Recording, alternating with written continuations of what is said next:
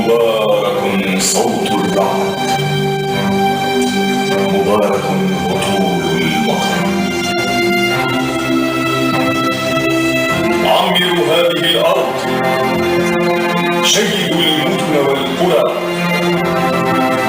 يا أبناء كنعان جوبوا البحار، انشروا شراع اليقين، شراع الإنسان.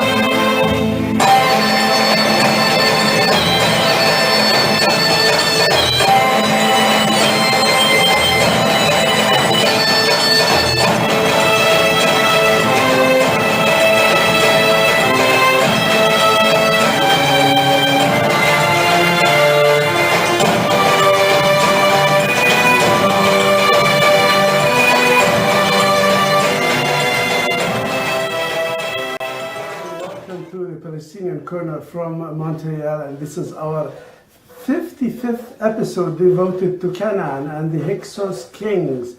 The Hyksos are people that constituted the 15th dynasty of ancient Egypt, were of non-Egyptian origin, but Phoenicians, Canaanites.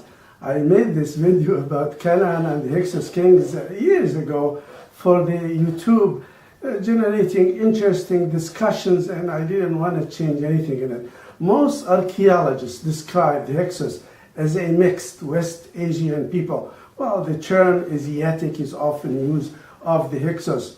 In the context of ancient Egypt, it refers to people who ruled Egypt Delta, and their engraved features and pottery resembles that of found by archaeological excavations in Palestine. Their territory is an area centered on the eastern Nile Delta, and Middle Egypt was the heartland of the Hyksos kingdom. This 15th dynasty established capitals and seats of governments at Memphis and at Avaris, ancient sites. The Hyksos met resistance from the kingdom of Upper Egypt, who called themselves pharaohs as well.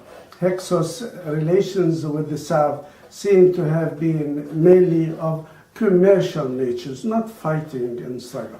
It was during their era that Abraham, with his wife Sarah and his nephew, ventured into the domain of the Hyksos, which was ruled by Hyksos pharaoh, introducing his wife Sarah as his sister, and the pharaoh asked to marry her. It's in the Old Testament, the Torah. At the end of the Hyksos rule, Joseph arrived to Egypt as a slave and was bought by a guard at the royal Hyksos palace. In both eras, the administrations of the pharaoh were of Phoenicians, Canaanites origin. The Canaanite culture introduced a civilization based on loose confederations of ruling city-states. More emphasis were on commerce and safe access to trade, caravan and sailing the Mediterranean Sea, facilitating commercial trade routes and markets. Many inventions were discovered during their era and put to use beside the wheels and the building of cars, jewelries, kitchen utensils, and spices. Early alphabets and numbers. It's relevant to say that women in their era achieved their ultimate freedom and were goddesses. This is how history refers to them, of their societies. Each city-state had its prophets and messengers with no discriminations or conflict among religions and shootings and racism and all that stuff. The Hyksos هم من أصول فينيقية كنعانية دخلت مصر عن طريق صحراء النقب ثم إلى سيناء، وقاموا مملكتهم الفرعونية في منطقة الدلتا في نهاية حكم الدولة الوسطى من حكم الأسرة الرابعة عشر. وقالوا في مراجعهم أنهم حكموا مصر في فترة سابقة وعادوا يطالبون بحكم، وتنازلت الأسرة الرابعة عشر بتسليمهم الحكم بلا مقاومة. فيلم كنعان وملوك الهكسوس أعددته من عدة سنوات وأثار في اليوتوب حوارات جيدة، ولم أشأ تغييره أو الإضافة عليه وتعديله. هناك أشياء كثيرة ممكن نغيرها لاحقا. كلمة هكسوس وردت في المصادر الفرعونية لوصف فترة حكم الهكسوس بعد أن انتصر فراعنة مملكة جنوب مصر أو العليا من نهر النيل. الوصف يعني الملوك الرعيان كتقليل من قيمتهم، لأن المصريين يقدرون المزارع والفلاح أكثر.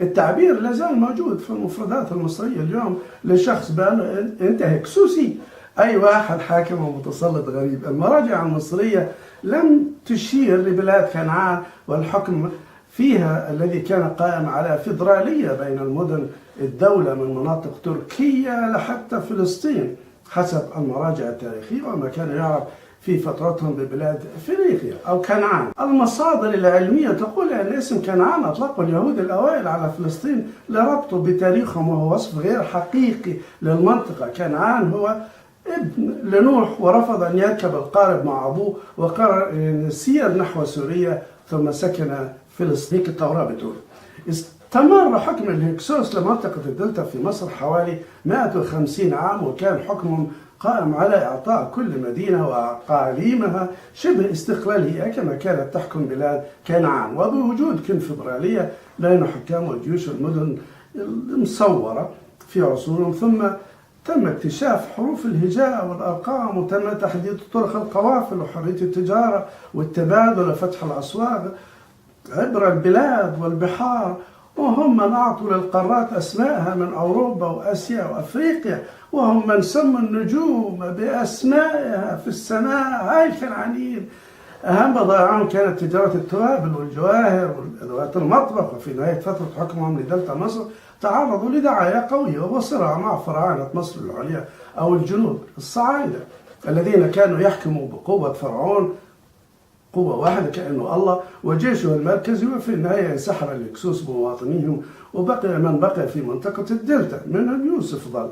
تقدر المراجع العلمية تعداد من رحلوا لفلسطين بحوالي 250,000 نسمة تركوا بدون حرب وسكنوا منطقة القدس. بعد انسحابهم لاحقهم فرعون أحمس الأول وقبل مقاومة من غزة القديمة اللي هي الآن تل العجول، حيث فرض عليها حصار لأكثر من سنة، لكن معظم السكان كانوا قد حفروا لهم أنفاق وانسحبوا لضفة وادي غزة الشمالية. وبدأ احتلال فراعنة مصر لفلسطين لأكثر من 150 عاما، ووضعوا نهاية ثقافة حضارة إمبراطورية حكم كنعان الذي كان قائما على التجارة والتراضي. شكرا على استماعكم. سلام.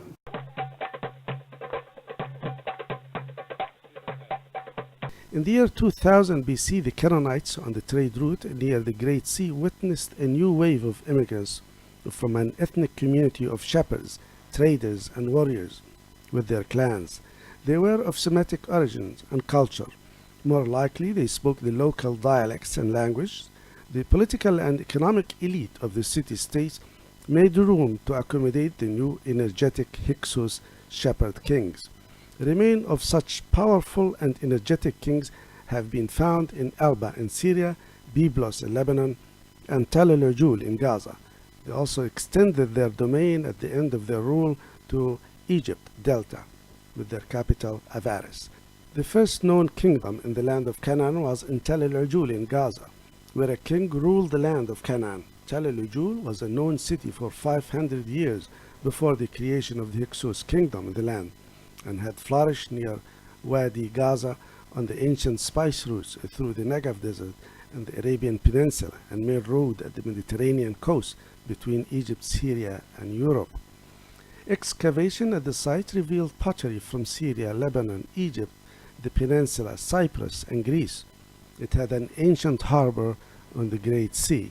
Findings reveal an engraving of an old king who gained respect from his subjects, figurine of precious horses, stars of metals as stamps used for signatures, fine pottery, granite columns, stone public baths, and communal grinding mills and water fountains. Floor tiles showed an intricate work of small ceramic tiles, crowns and writings in Greek letters, ceramic designs, goats and tigers in a court, and a large amount of jewelries of necklaces and earrings. Diggings at the site began in the 1930s, and many graves were discovered and looted, representing the biggest robbery of gold and jewels in the Middle East. Objects from Tel el-Rajul could be found in the museums of Jerusalem, London, and Paris. The Hyksos shepherd kings are credited for introducing wheel carriages drawn by horses to the region. They were able to utilize the new discoveries in Mesopotamia, such as the wheel and the new metal weapons. The wheel was put to a good use on chariots drawn by horses, thus reducing the distance between Syria and Egypt. They also put the hodage into proper use to carry the leaders and elites to oversee their clans. The land of Canaan was a good land, flowing with milk and honey, as reported in the Bible, Exodus. Farmers and vineyards growers of Canaanite tribes cultivated all known vegetables and fruits, and domesticated wild animals. All different people who immigrated to Canaan mixed with the local people to enrich the Canaanite culture. Recent archaeological digs have provided evidence that Jerusalem was a big and fortified city already in 1800 BC. Findings show that the sophisticated water system, the entire system was built as a single complex by Canaanites in the Middle Bronze Age. Most of the Canaanite city-states and kingdoms were located along the coast of the Dead Sea, the Jordan River Valley, and along the trade route at the Great Sea.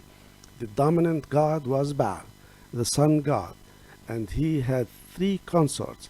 Baal, as a word, is still used in Palestine today as a husband, ram, a local chief, and a king. Baal had Ashtarut as his wife, mother and queen of heavens. Ashtarut was worshipped by the Canaanites, Phoenicians, Syrians, Assyrians, Greeks, and Egyptians. She was the goddess of love and fertility as well as war. Her image was shown with 2 horns and sometimes nude. Her religion embraced sacred performances and rituals. As a part of a great empire, benefited of its strategic locations in the routes of many camel routes. Its temples sponsored the incense trade through the Arabian Peninsula and was distributed from the Canaanite cities to other known regions of the world. Incense also patronized the clay and pottery in the area, which was also imported from other lands. Such exhibitions of women and goddesses in Baal temple prompted the manufacturing of jewelry and gold bracelets and earrings. The spread of temples in the land of Canaan, as north as Greece and south as Egypt, encouraged the inventing and manufacturing of garments and cloth materials. The rich soil of Canaan offered great varieties of vegetables and fruits. To the travelers, the land of Canaan presented an open buffet for the travelers who cannot afford the prices at the market. The Canaanite society presented a liberal image. Many of its practices and inventions contributed immensely to the heritage of our human civilizations throughout the ages. Canaan was at its zenith among all countries and a bride among all regions. It was a real paradise on earth, and it was the first Qibla for all nations. No doubt, it was the dream for many people to visit and dwell in it. One who saw the land of Canaan in his dreams was Abraham, who decided to leave his hometown Ur and walk toward the land of Canaan.